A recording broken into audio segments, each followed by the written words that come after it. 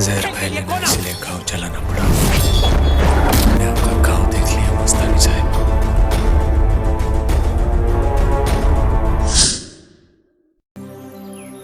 Halo sahabat, kembali lagi di channel ini. Channel yang akan membahas sebuah alur cerita dari film-film terkenal, sekaligus mereview beberapa film terbaik yang memiliki kualitas di atas rata-rata. अब गुलामी की जंजीर नहीं सिर्फ जीत का गुलाल होगा। यह शपथ है बाजीराव पल्लान की। हर हर Mahadev.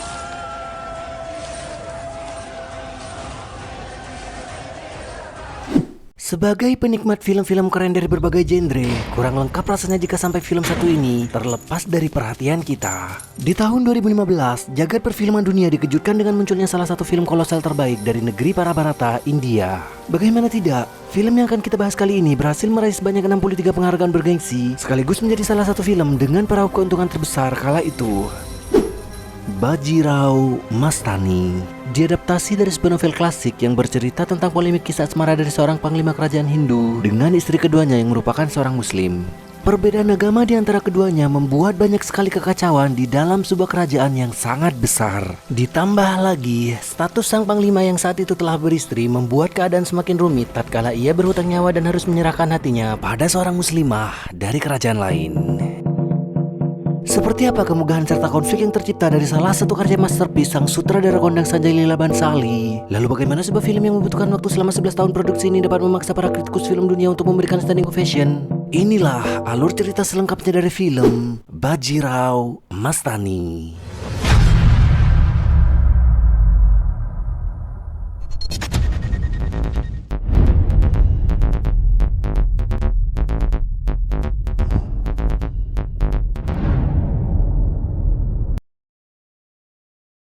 Film dibuka dengan memperlihatkan seorang pemimpin dari kerajaan Maratha yang tengah mencari seorang Peshwa atau panglima perang baru untuk menggantikan panglima sebelumnya yang telah gugur. Sang raja lalu meminta pendapat kira-kira siapakah sosok yang layak untuk menduduki tahta tersebut. Penasihat istana kemudian mengusulkan sebuah nama yang dipercaya memiliki kemampuan bertarung yang luar biasa serta kecerdasan dalam mengatur ilmu strategi perang. Orang tersebut tak lain adalah Bajirao Balat. Bajirao ini merupakan anak dari panglima sebelumnya yang telah gugur. Awalnya seluruh orang yang hadir di sana meragukan kemampuan dari Bajirao, hingga kemudian Raja Shahu Maharaj memberinya sebuah tantangan untuk sekedar menguji kemampuan yang dimilikinya. Tantangan yang harus diselesaikan oleh Bajirao adalah memanah sehelai bulu merak yang ditancapkan dalam gundukan pasir, dan tugas Bajirao yaitu membelah bulu merak tersebut menjadi dua bagian dari jarak yang cukup jauh. Banyak yang pesimis bahwa tantangan itu mustahil bisa ia selesaikan, dan ternyata benar adanya. Panah yang dilesatkan oleh Bajirao tidak mengenai bagian tengah bulu merak itu, dan malah tertancap di gundukan pasir yang berada di bawahnya. Sontak sang raja menjadi kecewa, namun dengan mengejutkan, ternyata hal tersebut memang disengaja oleh Bajirao karena yang ia panah adalah bagian pangkal dari si bulu merak. Dengan kata lain, di sini Bajirao menjelaskan untuk bisa memenangkan peperangan melawan sebuah kerajaan musuh yang sangat kuat, maka yang harus dilakukan adalah menghancurkan pondasi utama dari kerajaan tersebut serta mengetahui di mana letak titik terlemah dari para musuh yang hendak mereka perangi. Seketika sang raja dan seluruh orang yang hadir di sana bersorak-sorai dan terpilihlah Bajirao sebagai Peshwa.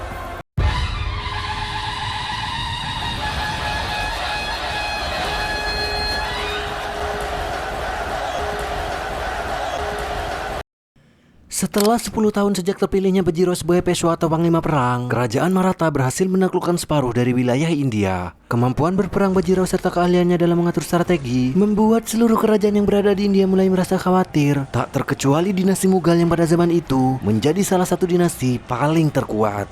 Ini satu-satunya ambisi dari kerajaan Maratha adalah menaklukkan kerajaan Mughal. Sebagai bentuk apresiasi atas keberhasilan panglimanya, Raja Shahu Maharaj selaku pemimpin kerajaan Maratha lalu menghadiahkan sebuah istana yang sangat megah di daerah yang bernama Pune khusus bagi Bajirao. Di istana tersebut Bajirao telah ditunggu oleh seluruh masyarakat dan juga sang istri yang bernama Kashi. Digambarkan bahwa Kashi ini adalah sosok istri yang sangat patuh, periang, dan cenderung lugu. Saat Kashi tengah menunggu kepulangan Bajirao, tiba-tiba ia didatangi oleh teman lamanya yang sedang berduka sembari memberitahukan bahwa suaminya telah direnggut oleh Bajirao dan kini menjadikan wanita itu sebagai seorang janda. Ia lalu mengutarakan seluruh penderitaannya sembari mengeluarkan sebuah kutukan kepada Kashi. Ia mengatakan bahwa kelak Kashi akan terus merasakan penderitaan yang sama dan akan terus merindukan kehadiran Bajirao meski sejatinya Bajirao sendiri tengah berada di istana mereka.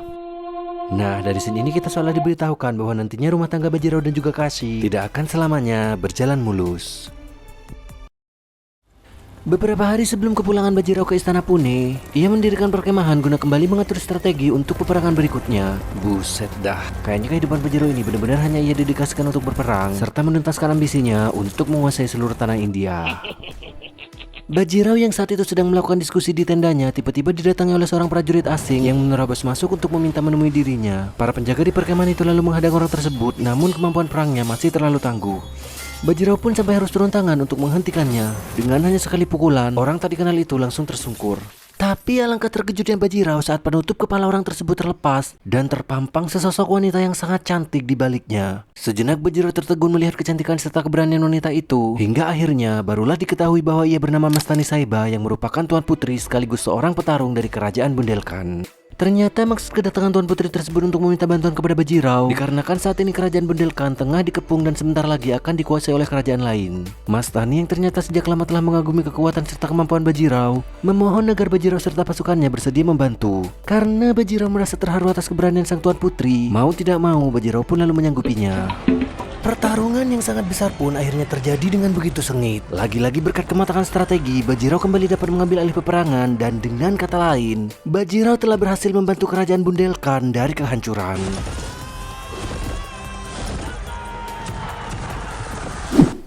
Meski di sini terjadi sebuah tragedi di mana Bajirao melakukan sebuah kesalahan fatal dengan menghunuskan pedangnya pada Mastani, yang pada saat itu Mastani bukanlah ingin menyerang Bajirao melainkan berusaha menyelamatkannya dari serangan musuh yang hendak menombak Bajirao dari belakang.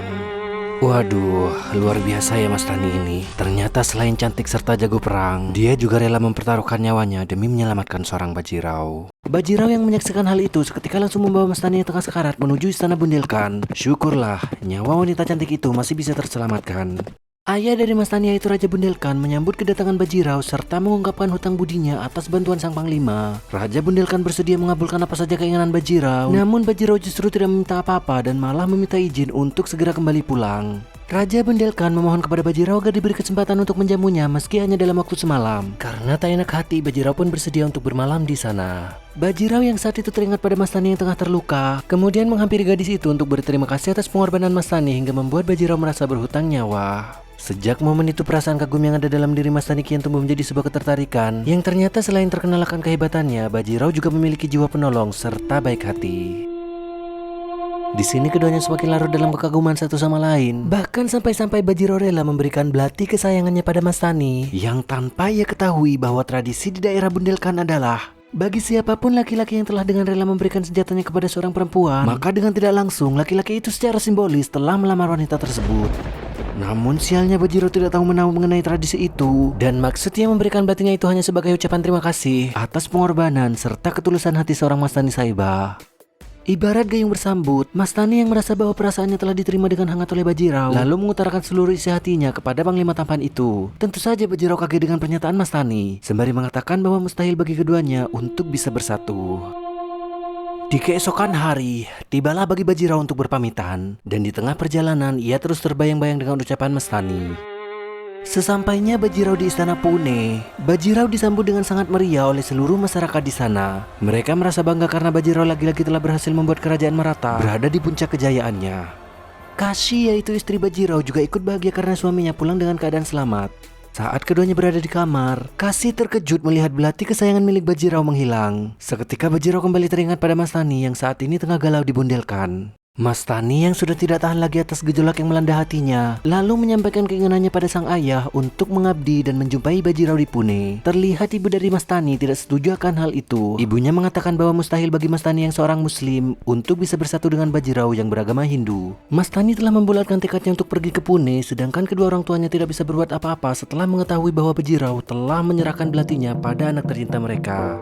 Sementara itu di istana Pune, ibunda Bajirao yang bernama Radha terkejut melihat hadiah yang dikirimkan oleh kerajaan Bundelkhand yang jumlahnya sangat banyak. Semua itu adalah bentuk ucapan terima kasih mereka atas bantuan yang telah dilakukan oleh Bajirao. Tak sampai di situ saja, Radha makin dibuat terkejut saat tiba-tiba melihat kedatangan sebuah tandu yang memasuki istananya. Lalu keluarlah seorang wanita cantik yang tak lain itu adalah Mastani.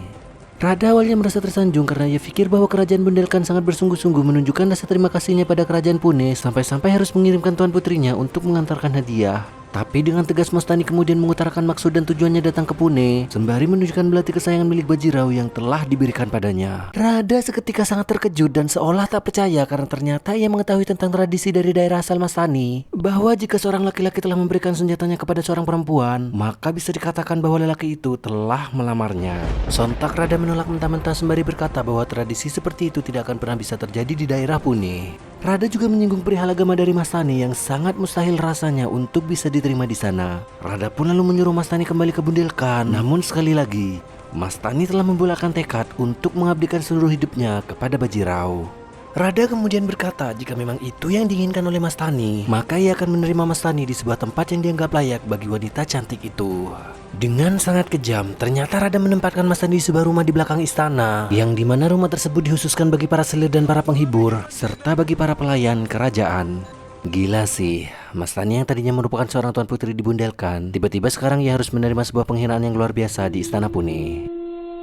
Beberapa hari kemudian, Bajirao yang masih belum mengetahui jika Mastani berada di istana Pune dan tengah diperlakukan seperti budak, dikejutkan saat melihat Mastani memasuki ruang istana sebagai penari atau sebagai seorang penghibur. Ternyata ibunda Bajirao benar-benar telah menjadikan wanita cantik itu sebagai seorang pelayan kerajaan.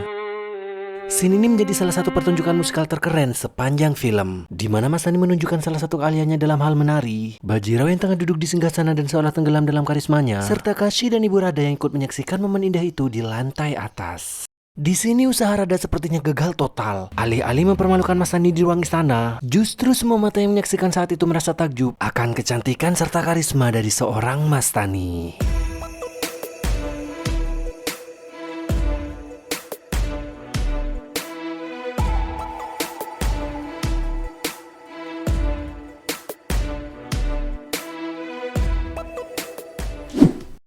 Setelah kejadian di ruang istana itu, kekesalan ibunda Bajirao kepada Mastani semakin menjadi-jadi. Kali ini, wanita tua itu kembali dengan tega memerintahkan Mastani untuk menjadi seorang penari di istana utama, yaitu di Istana Maratha. Awalnya Mastani mau menolak atas semua penghinaan yang tidak ada habisnya. Tapi apa mau dibuat, ibunda Bajirao memiliki kontrol penuh terhadap istana Pune. Bajirao yang pada hari itu berniat untuk menjumpai Mastani, terpaksa harus mengurungkan niatnya dikarenakan pada hari itu ia mendapat perintah untuk menemui Raja Shahu Maharaj di Istana Maratha guna membahas penyerangan berikutnya.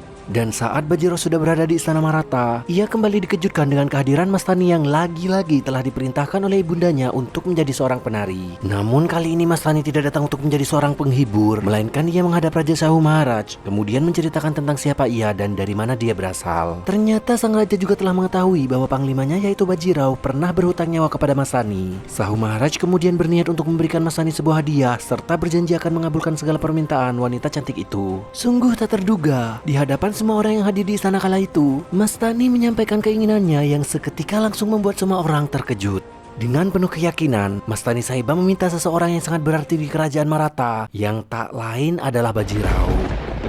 Sang raja lalu mengingatkan Mastani bahwa perbuatannya itu bisa saja mendapat ganjaran hukuman mati. Namun lagi-lagi Mastani menunjukkan ketulusan hatinya untuk mengabdi pada Bajirao meski ia harus berhadapan dengan kematian. Aduh, benar-benar merinding sih sama tekad dari cewek satu ini. Bajirao kembali merasa sangat tersanjung atas keberanian Mastani. Dan kali ini, Bajirao telah membulatkan tekadnya untuk melakukan apa yang seharusnya telah ia lakukan dari awal.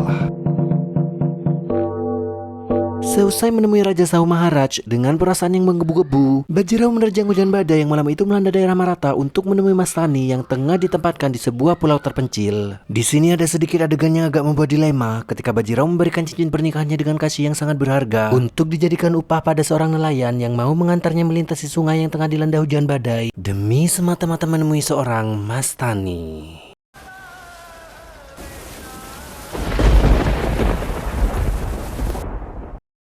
Di tengah keputusasaan, Mastani yang kembali ditempatkan di sebuah bangunan tua oleh Bunda Bajirao dikejutkan dengan kehadiran pujaan hatinya yang seketika itu langsung memeluk Mastani. Bajirao sudah tak sanggup lagi melihat penghinaan demi penghinaan yang diterima Mastani yang semata-mata hanya untuk memperjuangkan ketulusan hati mengabdi pada dirinya. Lalu saat itu juga, di tengah guyuran hujan, Bajirao secara simbolis mengambil sumpah untuk menerima Mastani sebagai istri keduanya.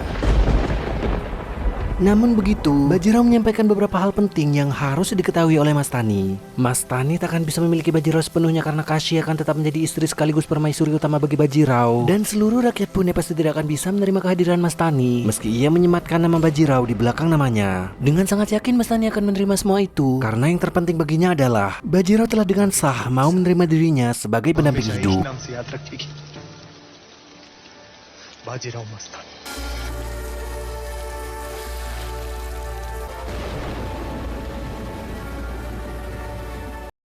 Saat Bajirao sedang menyusun strategi untuk misi penaklukan berikutnya, ia didatangi oleh Rada yang sembari berkata bahwa perbuatan Bajirao yang malam itu menjumpai Mastani telah ia ketahui. Rada lalu memperingatkan Bajirao untuk tidak main-main dengan cincin pernikahannya yang ternyata berhasil ia temukan dari seorang nelayan. Di tengah kecamuk kehidupan pribadinya itu, Bajirao kembali berhasil menaklukkan salah satu kerajaan besar yang menjadi sekutunya. Dan ternyata momen kemenangannya kali ini bertepatan dengan perayaan Hari Raya Idul Fitri yang tak lain merupakan hari spesial bagi istri keduanya yaitu Mastani. Sebelum Bajirao kembali ke istana Pune, ia menyempatkan diri untuk menemui Mastani. Bajirao membangunkan sebuah istana terpisah demi keamanan Mastani yang berada tidak jauh dari istana utama yang menjadi tempat tinggalnya yaitu di Pune. Sebenarnya Panglima itu ingin sekali membawa serta Mastani ke Pune. Namun hal itu dirasa sangat tidak mungkin dikarenakan tak ada satupun yang mau menerima Mastani, terlebih ibunda dari Bajirao yaitu Rada. Bajirao lalu memutuskan tinggal bersama Mastani sementara waktu dan lebih memilih untuk merayakan Hari Raya Idul Fitri dibanding pulang ke Pune, yang mana di Pune juga tengah mengadakan ritual keagamaan. Nah loh, bisa dibayangin gak tuh gimana gak makin benci si nenek tua Rada pada Mastani?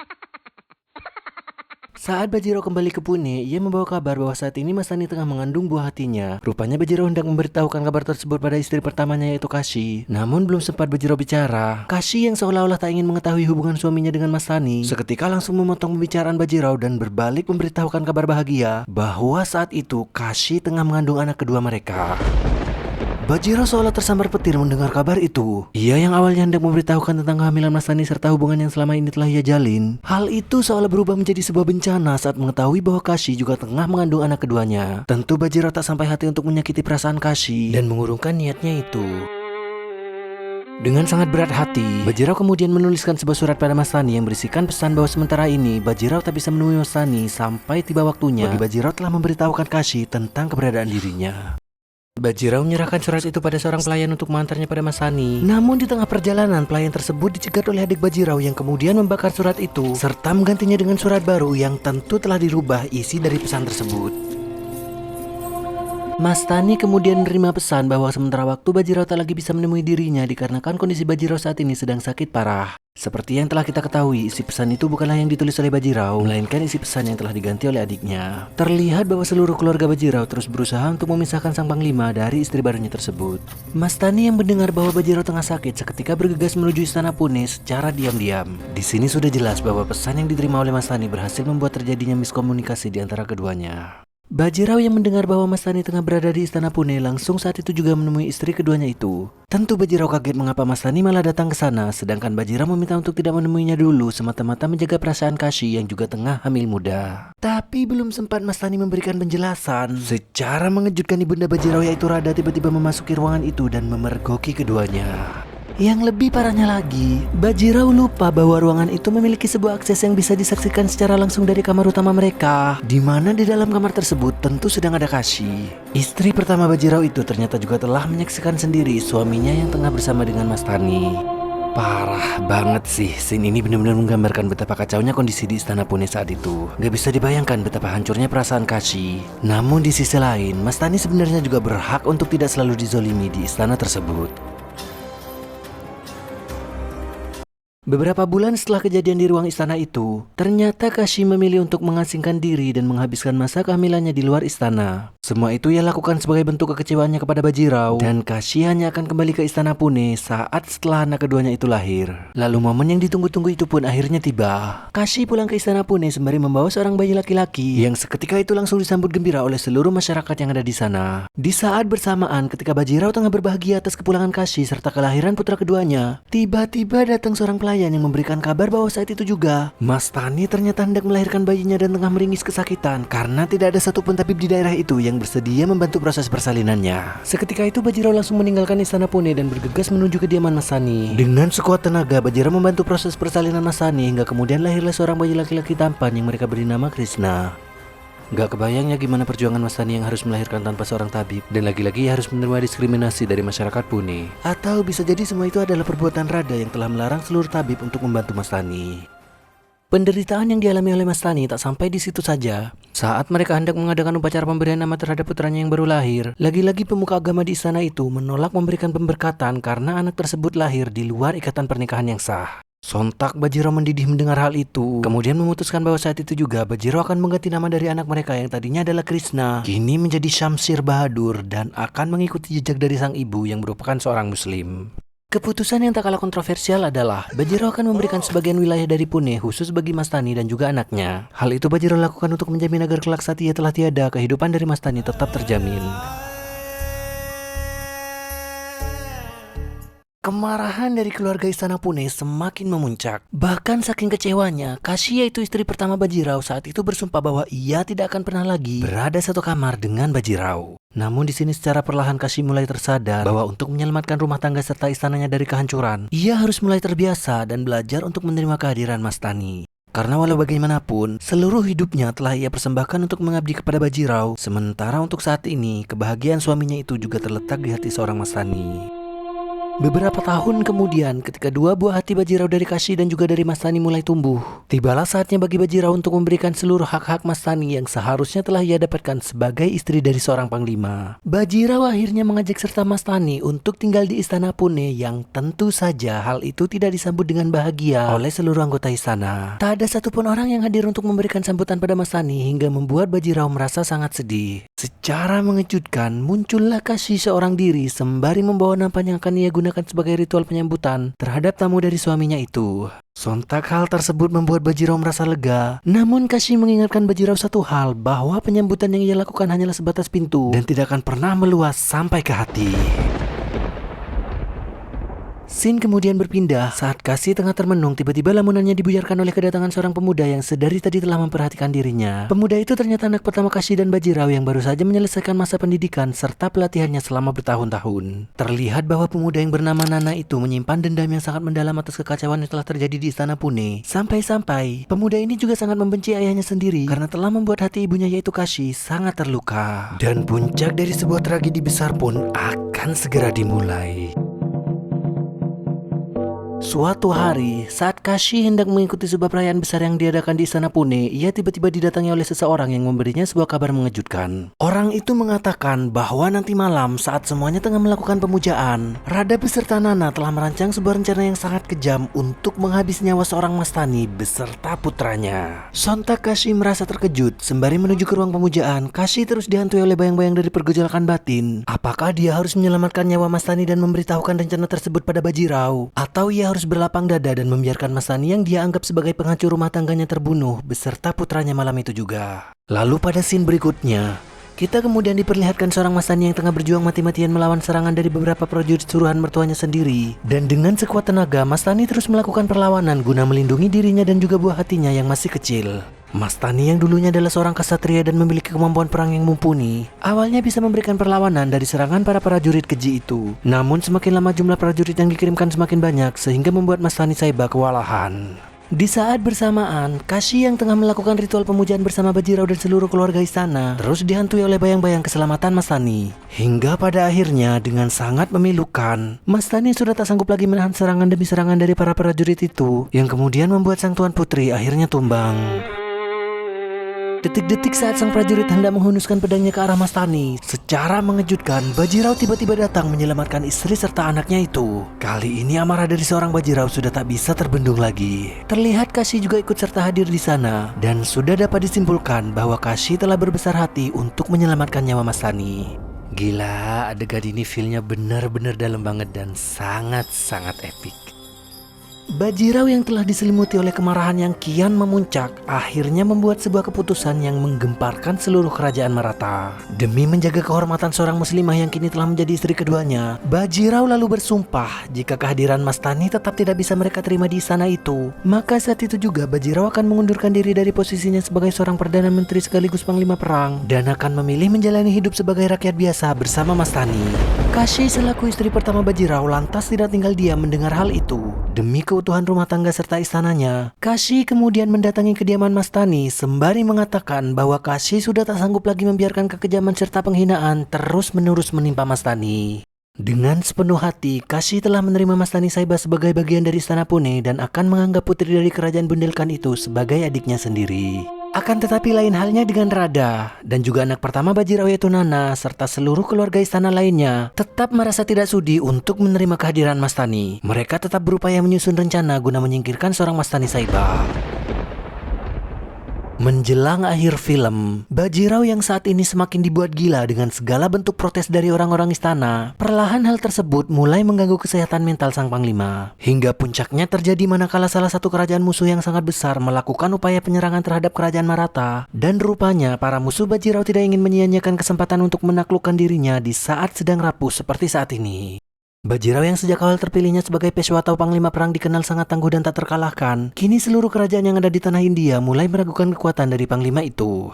Bajirao kemudian didatangi oleh beberapa petinggi kerajaan Maratha untuk memerintahkan agar Bajirao segera mempersiapkan diri menyusun strategi pertahanan, mengingat saat ini sebuah pasukan besar dari musuh tengah berada di perjalanan untuk menyerang Maratha. Namun seperti yang kita ketahui bahwa Bajirao telah mengambil sumpah selama hubungannya dengan Mastani tidak diterima oleh keluarganya, maka dengan begitu Bajirao juga telah mundur dari kewajibannya sebagai panglima. Seluruh upaya terus dilakukan oleh para petinggi istana untuk mengingatkan Bajirao bahwa saat ini tanah kelahirannya tengah berada di ambang kehancuran. Perlahan, akhirnya hati Bajirao mulai terketuk. Namun kali ini Bajirao benar-benar bertekad, saat perang ini selesai, ia akan segera meresmikan hubungannya dengan Mastani tanpa peduli apapun resikonya nanti. Hari yang ditunggu-tunggu pun akhirnya tiba. Saat Bajirao tengah bersiap-siap dengan baju perangnya, tiba-tiba Mastani menghampiri Bajirao untuk sekedar memberikan doa pada kekasihnya itu. Namun ada satu momen yang seolah-olah akan menjadi sebuah pertanda buruk. Ketika Bajirao mengatakan bahwa inilah saatnya untuk mengucapkan salam perpisahan, serta Bajirao mengutarakan beberapa kalimat yang cukup mendalam seperti tidak akan ada lagi belenggu agama atau hubungan apapun yang dapat memisahkan seorang Bajirao dengan Mastani. Panglima itu lalu memeluk Mastani sembari bergegas menuju medan perang. Pada scene berikutnya, kita benar-benar dikejutkan oleh kelakuan ibunda Bajirao yaitu Radha, yang secara keji memerintahkan cucu kesayangannya yaitu anak pertama Bajirao untuk segera melenyapkan aib yang selama ini berada di istana mereka. Ya, aib yang mereka maksud tak lain adalah Mastani Saiba. Radha memerintahkan Nana untuk menangkap serta memenjarakan Mastani di saat Bajirao tengah pergi berperang. Gila sih, si nenek tua ini gak ada berhenti-berhentinya melakukan kejahatan pada Mastani. Nana yang sedari awal memang menaruh dendam pada Mastani tentu dengan senang hati melakukan perintah itu. Mastani yang tengah terlelap bersama putranya yang masih kecil terbangun saat melihat beberapa prajurit beserta juga Nana telah berada di dalam kamarnya. Dengan tanpa perlawanan, kali ini Mastani Saiba pun bersedia untuk menyerahkan diri. Di sini sepertinya Mastani hendak menjaga kehormatan Kashi, yang mungkin menurut Mastani bahwa penangkapannya itu juga atas persetujuan dari Kashi. Padahal kenyataan sebenarnya semua itu adalah perintah dari Radha dan sama sekali tanpa sepengetahuan istri pertama Bajirao itu. Di tempat lain, Bajirao yang tengah menyusun strategi penyerangan dikejutkan oleh sebuah kabar yang disampaikan oleh prajuritnya bahwa saat ini Nana telah menyandra Mastani sebagai tahanan. Sontak Bajirao kembali mendidih mendengar kabar yang sangat menyakitkan itu. Tanpa membuang-buang waktu, Bajirao langsung menuju kerajaan musuh untuk segera menuntaskan tugasnya sebagai panglima perang, semata-mata agar Bajirao bisa sesegera mungkin kembali pulang ke Pune. Peperangan yang seharusnya akan dilakukan dalam beberapa hari ke depan pun akhirnya meledak saat itu juga. Bajirao benar-benar telah diselimuti oleh api kemarahan dan dengan membabi buta, ia terus melakukan serangan hingga akhirnya kerajaan musuh itu pun berhasil ditaklukkan. Namun sayang, kali ini Bajirao mengalami luka yang cukup parah. Namun begitu Bajirao tetap teringat pada nasib Mastani dan akan kembali melakukan penyerangan yang kali ini benar-benar membuat para prajuritnya sangat-sangat terkejut. Bajirao sungguh telah dibutakan oleh amarahnya sampai-sampai ia akan menyerang istananya sendiri yaitu di Pune untuk sekedar membebaskan Mastani Saiba. Tapi belum sempat ia melakukannya, panglima tampan yang tengah terluka parah itu pun akhirnya tumbang. Di istana Pune, Mastani yang ternyata juga tengah disiksa dengan sangat kejam didatangi oleh Nana yang meminta Mastani agar segera menyampaikan pesan-pesan terakhirnya. Ternyata anak dari Bajirao itu sudah tak mau lagi menunda-nunda waktu untuk segera menghabisi nyawa dari Mastani Saiba. Mastani kemudian meminta agar anak semata wayangnya dikirim ke tempat asalnya yaitu di istana Bundelkhand. Waduh, momen ini benar-benar sedih banget sih. Saat Mastani mengucapkan salam perpisahan pada anak laki-lakinya yang masih kecil, namun anak itu terlihat sudah sangat terlatih dan juga sangat-sangat tegar. Di akhir film, kondisi Bajirao yang saat ini semakin parah sangat tidak memungkinkan untuk bisa segera dibawa pulang ke Pune. Sehingga para prajuritnya memutuskan untuk merawat panglima itu di perkemahan. Saking parahnya kondisi Bajirao, ia kini tak lagi bisa membedakan antara kenyataan dan juga alam bawah sadarnya. Bahkan ia sudah tak bisa membedakan Kashi yang saat itu datang menjenguknya dan justru memanggil Kashi dengan sebutan nama Masani.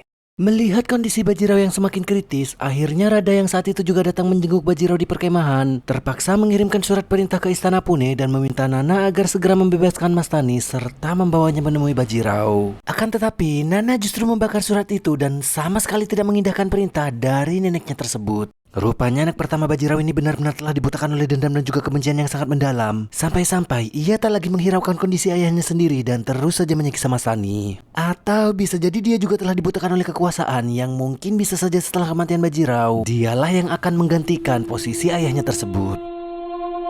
Bajirao yang seolah-olah bisa merasakan penderitaan yang dialami oleh Mastani, kini keadaannya semakin memprihatinkan. Bajirao terus saja berhalusinasi akan keselamatan dari istri keduanya itu, hingga kemudian panglima paling tangguh di tanah India itu pun harus berhadapan dengan penghujung ajalnya.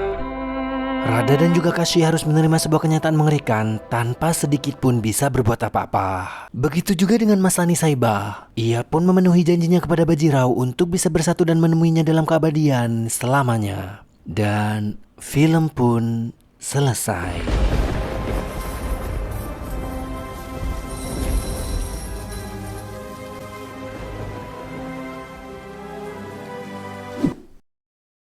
Gila, parah banget emosi yang diciptakan oleh film satu ini. Sangat-sangat luar biasa indah. Sanjay Leela Bhansali lagi-lagi berhasil menciptakan sebuah karya masterpiece melalui tangan dinginnya. Yang mungkin tadinya kita berpikir bahwa karya terbaiknya hanya sebatas film Devdas, Guzarish, Sawaria, dan juga Padmavat. Tapi kita benar-benar dibikin merinding dengan Bajirao Mastani yang konon katanya film ini tuh membutuhkan waktu pematangan produksi sampai 11 tahun lamanya. Ya, meski nggak dipungkiri, ada beberapa kekurangan dari film Bajirao Mastani ini yang sedikit menimbulkan beberapa pertanyaan. Seperti konflik agama yang hanya terekspos dari salah satu pihak tanpa penjelasan mendasar yang cukup dalam. Film kolosal namun tidak begitu menunjukkan adegan peperangan yang luar biasa. Tapi mungkin hal itu memang disengaja sih. Karena inti dari ceritanya itu sendiri, yaitu lebih menggarisbawahi konflik yang tercipta dari sebuah pernikahan beda agama di sebuah kerajaan yang sangat besar. Juga ending dari filmnya nih yang terkesan sangat terburu-buru, sehingga sedikit mengurangi kepuasan yang telah tercipta sejak awal film sampai pertengahan. But that is my personal opinion aja sih. Eits, tapi jangan salah. Semua kekurangan-kekurangan tersebut mampu ditutupi dan terbayarkan oleh kematangan pendalaman karakter dari setiap pemainnya, serta kemegahan dari setting tempat, pemilihan busana, juga tarian-tarian ikonik yang semuanya sangat-sangat memanjakan mata. Intinya, film satu ini wajib ada di list untuk kalian tonton. So, sampai di sini alur cerita serta pembahasan dari film Bajirao Mastani. Jika teman-teman ada kritikan dan juga saran, silahkan tinggalkan di kolom komentar ya. Nama aku Widi, sampai ketemu di video selanjutnya.